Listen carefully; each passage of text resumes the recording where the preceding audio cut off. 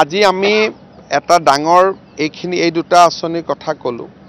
এতিয়া হ'ল যে ব্ৰহ্মপুত্ৰ ব্ৰিজখন আমাৰ অক্টোবৰত হৈ যাব গুৱাহাটী উত্তৰ গুৱাহাটী।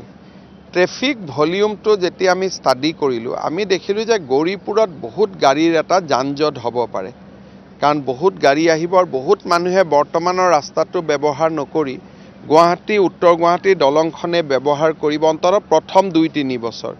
সেইকাৰণে গৌৰীপুৰত আমি এটা ট্ৰাম্পেট বনাম যাতে নেশ্যনেল হাইৱেটোৰ ওপৰত যান-জঁটৰ ভিৰ নহয়। সেই প্ৰকল্পটোৰ আজি আমি আধাৰশিলা কৰিম।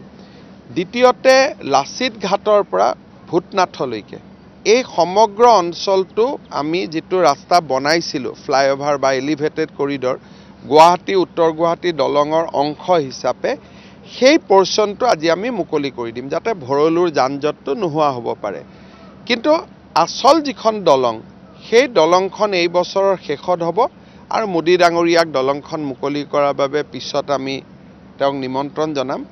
আজি আনুষ্ঠানিক অনানুষ্ঠানিকভাৱে খালি এই পৰ্চনটোৰ ভিৰটো যাতে আমি কমাব পাৰোঁ তাৰ কাৰণে আজি তাক আমি মুকলি কৰি দিম।